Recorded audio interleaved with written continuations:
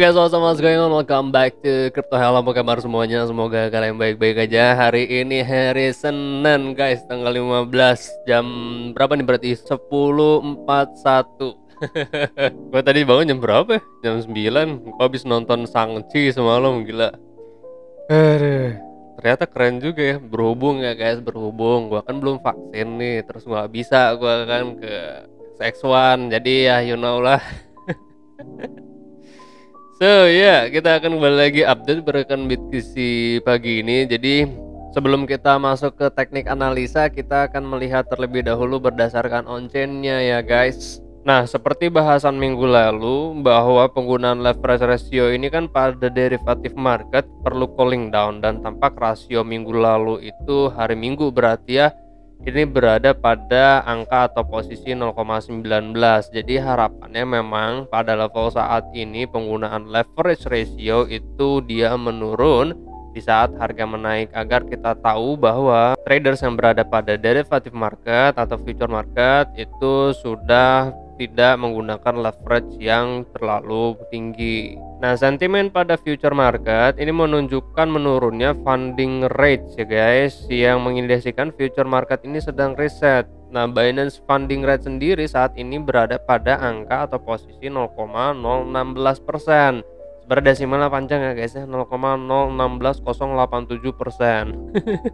Dan masih berada pada posisi atau area positif. Nah, kalau untuk saat ini kita belum mengharapkan ya funding rate dan open interest itu keluar dari area positif, karena kalau itu terjadi maka kita harus bersiap-siap cari bottom, dan overall BTC itu masih berpotensi untuk ke angka 23. Nah, kalau kita lihat berdasarkan long term psychological, mereka itu atau whales itu masih belum melihat level saat ini, harga saat ini adalah harga yang cocok untuk jualan.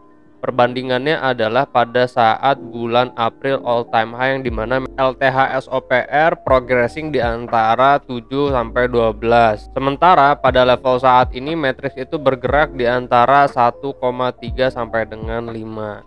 Tapi kalau kita lihat situasinya saat ini memang sangat volatil di short term holders, tapi untuk long term holdernya ini bukan suatu yang perlu dikhawatirkan. Nah, kalau kita lihat di sini UTSO ini sudah 98,7% profit. Ini angka yang sangat besar untuk profit long term holder. Nah, kalau kita lihat jika whales belum ada niatan untuk jual BTC dalam waktu dekat, ini potensi yang sangat bagus untuk altcoin, karena whales dalam waktu dekat dapat memainkan pasar altcoin. Nah, kalau kita lihat berdasarkan stock to flows, model ini menunjukkan belum adanya overheat dari market kripto. Target berikutnya itu adalah $75.000. Nah, seperti bahasan kita kemarin ya, beberapa waktu lalu kan kita sudah membahas bahwa ada dua potensi di sini, yang dimana kita melihat level support di sini, oke, di atas Fibonacci 0,5 di harga 62.700, dan yang kedua juga kita melihat potensi penurunan ke angka 60 ribuan. Jadi yang sekarang terrealisasi masih yang di angka Fibonacci 0,5, karena di sini ada kenaikan. Tinggal kita lihat kenaikan ini adalah trap atau bukan. Kalau gue pribadi tidak mengharapkan bahwa ini adalah trap. Dan sekarang kita harus melihat BTC itu dia tidak tertahan pada Fibonacci 0618. Karena kalau tertahan di Fibonacci 0618, penurunan masih sama guys, ke harga sekian nih, 60.400 sampai dengan 59.500. Overall gue nggak mengharapkan sebenarnya ke angka tersebut, tapi kalau ke bawah pun nggak jadi masalah, karena itu adalah buying opportunity buat kita. Sementara kalau kita lihat berdasarkan exponential moving average, pada level tersebut pun masih didukung dengan adanya IMA 21. Jadi pada level saat ini, pada support 0,5 Fibonacci ini memang support yang juga cukup kuat untuk menahan harga agar tidak menurun ke angka 60 ribuan. Kalau ke angka 60 ribuan berarti nanti ada support IMA 33 yang akan menjemput BTC. Berhubung kita udah masuk ke first quarter, yang dimana akan menyusul lagi nanti sekitar tanggal 18, 19, 20 itu masuk ke fase full moon, yang diharapkan adalah pada fase full moon itu recover atau pergerakan harga naik yang cukup signifikan. So kalau saat ini memang seperti analisa kita atau bahasan kita beberapa waktu lalu, yang biasanya terjadi di saat first quarter itu pasti akan selalu recover. So ya, kali ini pada time frame kecil atau time frame 15 menit mungkin ya, diharapkan pada level saat ini memang membentuk atau memberikan sinyal hidden bullish divergence ya, biar terkonfirmasi bahwa memang pada level saat ini bukan level resistance-nya. Kalau kita lihat berdasarkan pola kan memang tampak seperti bullish 5-0 ya kalau harmonic pattern-nya. Kalau untuk sub pattern-nya berarti ini adalah inverse head and shoulder. Nah, kalau kita lihat berdasarkan neckline-nya berarti kan sekarang BTC itu berada pada level support-nya ya, yang tadinya adalah level resisten. Tinggal kita lihat aja pada time frame 15 atau pada time frame 1 jam itu membuat sinyal hidden bullish divergence agar kembali lagi bullish. Sementara waktu sih gua masih melihat BTC pada level saat ini masih berpotensi untuk sideways ya, atau kalaupun dia menurun ya nggak jauh, palingan ya ke 62.700 karena volume transaksi BTC hari ini tuh 26 million dollar. Kalau terakhir kemarin kan kita lihat beberapa waktu lalu 40 million dollar, 40 miliar dolar.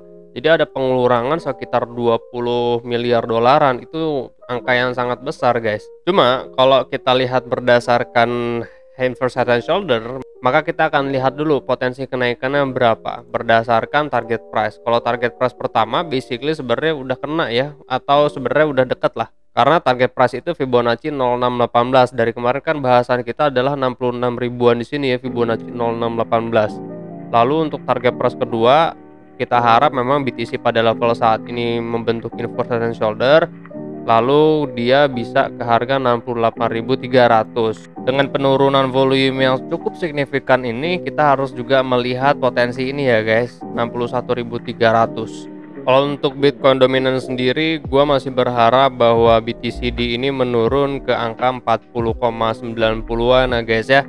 Karena apa? Karena di saat Bitcoin dominance itu menurun, maka mendukung juga untuk altcoin bergerak naik. Mudah-mudahan dalam waktu dekat atau Januari depan kita akan melihat alt season apabila Bitcoin dominance itu bergerak menurun lagi ke angka lebih dari 40,9%. Karena kalau kita lihat di sini kan support paling dekat 40,2 atau 40,10 lah ya. Bottomnya itu di tahun 2018 itu di angka 36,15%-an. So ya, overall update dari Bitcoin dan Bitcoin dominance cukup sampai di sini. Kita akan kembali lagi update pergerakan mereka di grup Telegram. Untuk teman-teman yang hampir keselak bah. Untuk teman-teman yang sudah bergabung di grup Telegram, selamat datang. Untuk yang belum bergabung, linknya di deskripsi, tinggal diklik aja link ID-nya, ikuti step by step-nya. Terima kasih banyak untuk teman-teman yang sudah subscribe. Semoga channel ini membantu teman-teman dalam mengambil keputusan. Gue Fai Muhammad, kalian jangan sakit-sakit, sehat terus karena sehat malah. See you guys in the next video. Peace out.